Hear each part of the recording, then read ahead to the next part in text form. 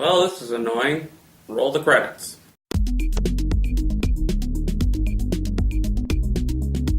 Hey everyone, Rasa here.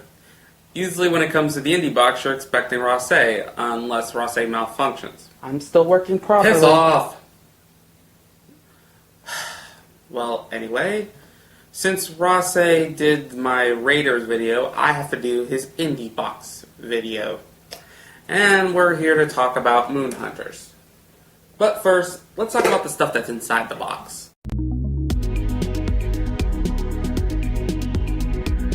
Accustomed to most of the IndieBox, they give you the soundtrack to the game, the instruction manual to the game, and the stickers in design of their own, what they choose, and the IndieBox design.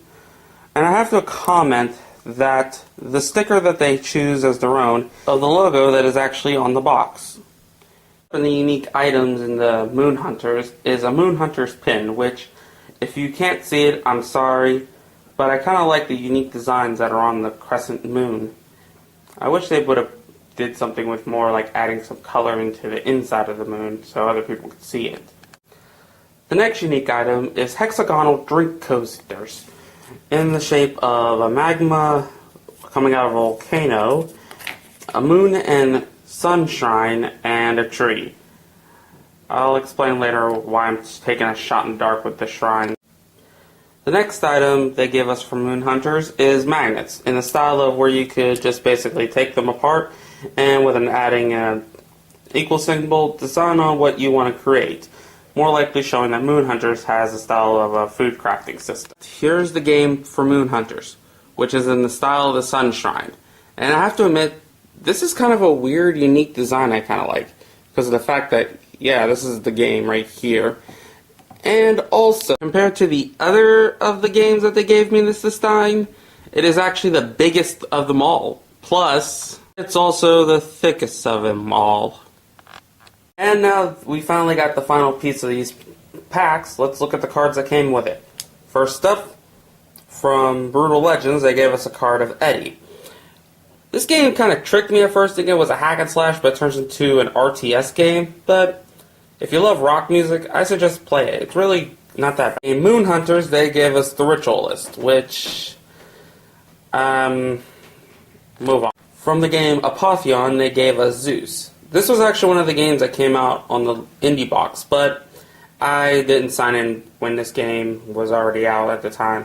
And lastly, from the game Savant, Ascent, they gave us the Alchemist. I'll talk about this pretty soon. And finally, they gave us the last card to the piece. And if we add it together, we get ourselves the coat of arms that says Chronicle 1, featuring the 4 symbols that appeared on the IndieBox. Well, I was expecting too much from this card pack series. I thought there was going to be like a massive clue to understand what the 5th month's game could be. Oh well. Well, can't wait to see what Chronicle 2 is going to be doing next month. Might as well move on to the game.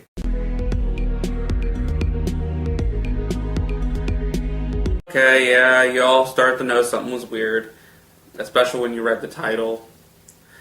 Okay, let's explain the problem. There is something wrong with the game. It won't work with me. I tried working with it during the recording process, and this is all I got.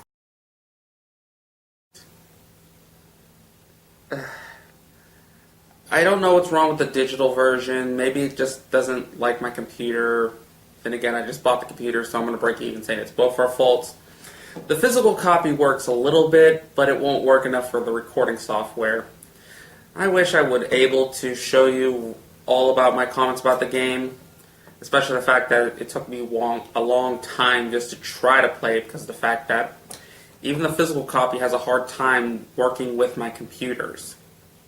I even tried it on my laptop and it was like slow, slow, slow, slow.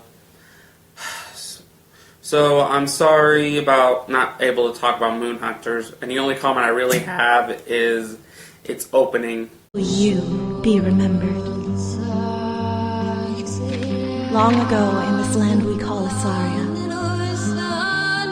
our heroes were just travelers trying to find a way home.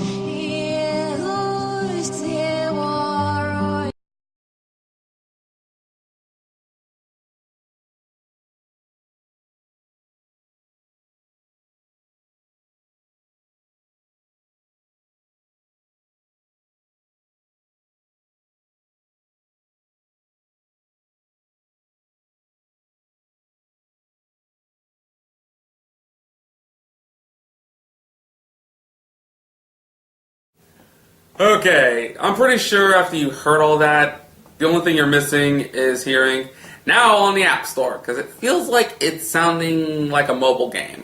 I'm sorry. I'm sorry, Moon Hunters. I'm sorry, Kit Fox Games, but your opening does kind of sound like a mobile game. And I wish I would be able to play. It does seem like a good idea, a Civilization-style game where you have 5 days to try to remember. Like how most people on YouTube are. Hot gone kettle black on that comment, Rasa.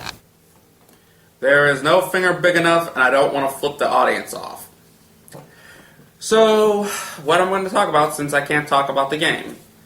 Well, throughout the whole times when IndieBox has been producing those card things, they have been producing basically little games that you can play with that are on the back of these cards. So, I'm going to be talking about the games that are on the cards. We'll start off first with Brawlhalla. Brawlhalla is an indie Smash clone which trades the 3D style for a 2D environment, which, like in most Smash clones, expect the beatdown after the game is over. Most of the weapons in the game are unique, and they usually do the small but do minimum damage, or large and do heavy damage but have a hard time moving. Also, there are spike bullet styles, bombs, and trap bombs throughout the game. Well, besides the fact that it's a free-to-play game that I've found on Steam, and the only reason why I know about it, because I was basically, thank you Loot Crate for telling me about this game. It's not that bad of a game to play with, and mostly the card just gave you was a free costume. And since it is free to pay, you do know that you're mostly going to be spending money for costumes, characters, weapons, and all that other stuff. But for these types of games, it's skills more than how much money you have. So, what I have to say, it's not that bad. You should play it if you don't have a Smash Brothers game to play. Now, let's move on to the next game. Planet Diver. Well, I say, turn that off. I said Planet Diver, not Holy Diver. I do not want to get sued by Dio. Not that Dio. Planet Diver is more simpler to explain because the point of the game of Planet Diver is a pitfall game where you play as Diver, who is doing this because she has a bucket list on it is diving into a planet. From what it's shown, she is a smart individual because of the fact that she built her robotic buddy named Buddy. How original. You got a point, big voice. Please, call me BV for short. The point of the game is to travel as far as you can go while gathering gold to buy stuff like costume upgrades for you and your buddy, and soundtracks, also more planets for you to dive down into. Besides being a game for how long you want to play, it's a decent price, and a lot of references to other games. The problem is, you may need to be psychic to know what's going on. And finally, the last game of the card series is Savant's Ascent. Let's begin. You play as the Alchemist, or I like to call him V. Voila! In view, a humble vaudevillian veteran, cast vicariously as both victim and villain by the vicissitudes of fate. This visage, no mere veneer of vanity, is a vestige of the vox populi, now vacant, vanished. However, this valorous visitation of a bygone vexation stands vivified, and has vowed to vanquish these venal and virulent vermin, vanguarding vice and vouchsafing the violently vicious and voracious violation of volition. During the time you were casting a spell, a massive backfire which launched you out of your castle, and it starts to turn evil. And you have to ascend all the way back to the top to fix the curse that happened. The game is in the style of a bullet hell shooter, but instead of getting hit by your enemy's bullets, you're getting hit by your enemies. Please! No. Please! No. Oh, come on! It's an easy joke! Let me do it! Rasa, you have dignity. Dignity? What dignity? I want to make a terroristic joke here! It is a simple joke!